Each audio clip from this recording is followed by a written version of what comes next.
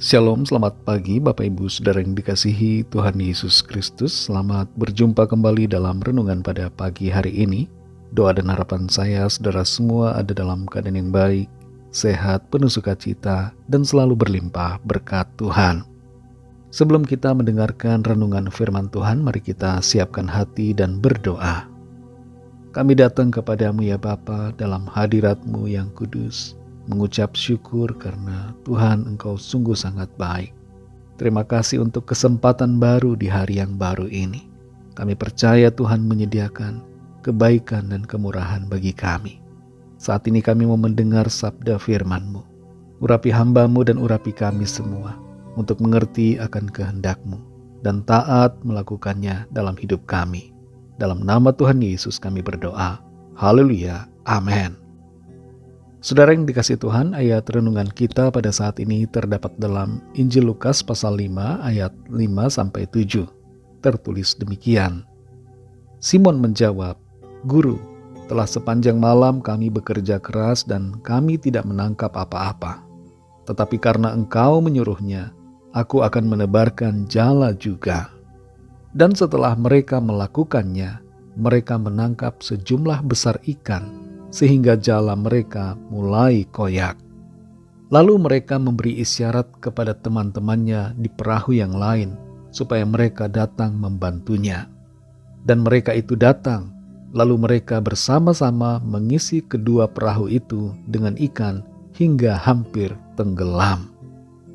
Saudara yang dikasihi Tuhan, pada tahun 1866, dua orang pengusaha di Swiss bersaing satu sama lain dalam usaha yang sama, yaitu produksi dan penjualan berbagai produk dari susu.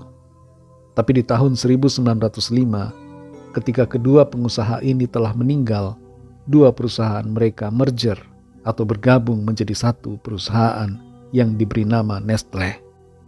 Hingga kini Nestle menjadi salah satu leading company atau perusahaan yang memimpin di bidang produk susu dan berbagai produk minuman lainnya di berbagai negara di dunia. Seringkali kita perlu bekerja sama dengan orang lain untuk mencapai kemajuan.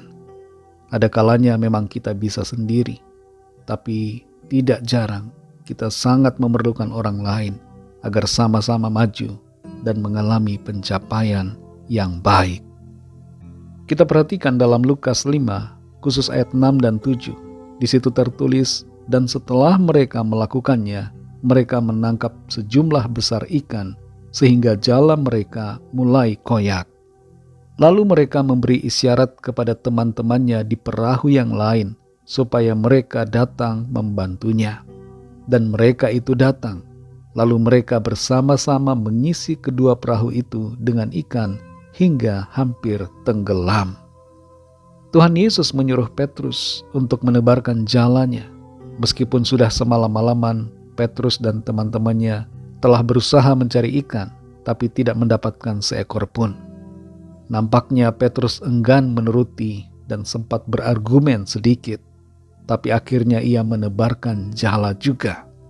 Di saat ia mentaati perintah Tuhan, ia mengalami mujizat. Ada begitu banyak ikan yang masuk ke jalannya, dan ia tidak kuat menariknya. Ketidaktaatan menghalangi berkat, tapi ketaatan akan membawa berkat di hidup kita dengan berlimpah. Hal yang sangat menarik di sini adalah Petrus tidak membiarkan dirinya sendirian menikmati berkat Tuhan, tapi ia memanggil nelayan-nelayan dari perahu lain untuk bersama-sama membantu, sehingga bukan hanya perahu Petrus saja yang terisi penuh, melainkan kedua perahu terisi penuh dengan ikan.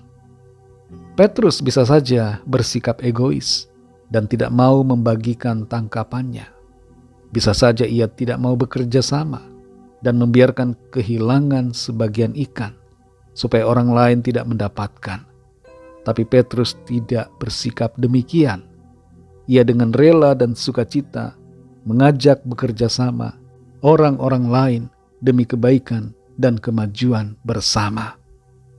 Saudara yang dikasihi Tuhan, dalam usaha, pekerjaan, dalam pelayanan, dalam rumah tangga bahkan, perlu ada kerjasama satu sama lain.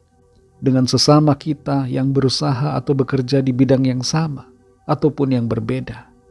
Juga termasuk kerjasama antara suami dan istri dalam rumah tangga untuk membangun keluarga.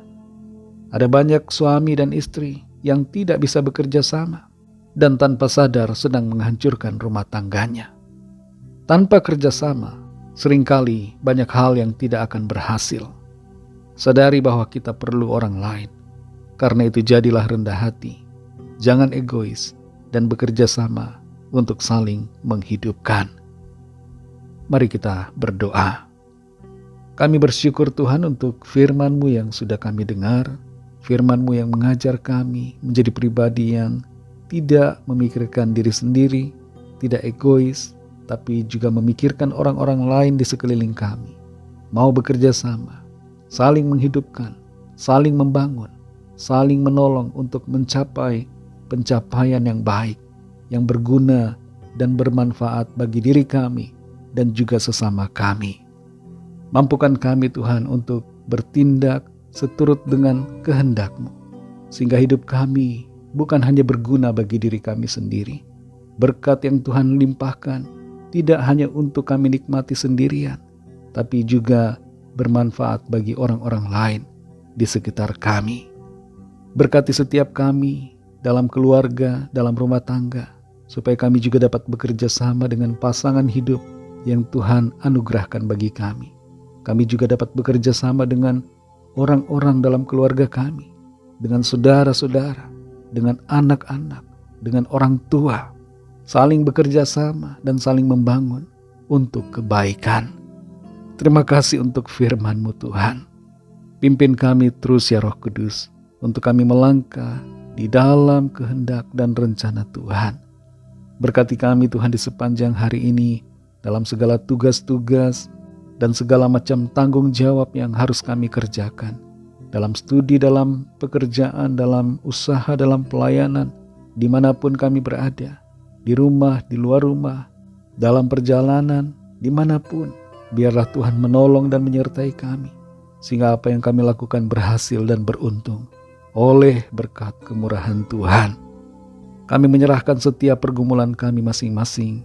Biarlah Tuhan menjamah, melawat, menyembuhkan yang sakit, menguatkan yang lemah, melepaskan yang terikat terbelenggu dosa dan kuasa kegelapan, dan memberikan jalan keluar yang ajaib bagi setiap kami yang sedang dalam pergumulan persoalan. Berkat-Mu atas bangsa kami Indonesia dan juga semua bangsa. Berkat-Mu atas kami gereja-Mu, dan berkat-Mu atas keluarga kami masing-masing secara pribadi. Dalam nama-Mu yang kudus, nama Tuhan Yesus Kristus, kami sudah berdoa dan mengucap syukur. Haleluya. Mari sama-sama kita berdoa doa Bapa kami. Bapa kami yang di sorga, dikuduskanlah nama-Mu, datanglah kerajaan-Mu, jadilah kehendak-Mu di bumi seperti di sorga. Berikanlah kami pada hari ini makanan kami yang secukupnya, dan ampunilah kami akan kesalahan kami, seperti kami juga mengampuni orang yang bersalah kepada kami. Dan janganlah membawa kami ke dalam pencobaan, tetapi lepaskanlah kami daripada yang jahat, karena Engkaulah yang punya kerajaan dan kuasa dan kemuliaan sampai selama-lamanya. Amin. Terimalah berkat Tuhan. Tuhan memberkati engkau dan melindungi engkau. Tuhan menyinari engkau dengan wajah-Nya dan memberikan kasih karunia. Tuhan menghadapkan wajah-Nya kepadamu dan memberikan damai sejahtera. Berkat anugerah dari Bapa Surgawi, kasih karunia dari Tuhan Yesus Kristus, dalam persekutuan dengan Roh Kudus, menyertai kita semua, sekarang ini dan sampai Maranatha, Tuhan Yesus datang kembali, dan bahkan sampai selama-lamanya. Dalam berkat nama Tuhan Yesus Kristus, haleluya, amin. Puji Tuhan, saudara yang dikasihi Tuhan, saya percaya firman Tuhan menjadi berkat dan kekuatan buat saudara semua, dan Roh Kudus akan menolong saudara untuk lebih lagi memahami kebenaran firman Tuhan. Tuhan Yesus memberkati saudara semua. Sampai jumpa dalam renungan yang berikutnya. Haleluya.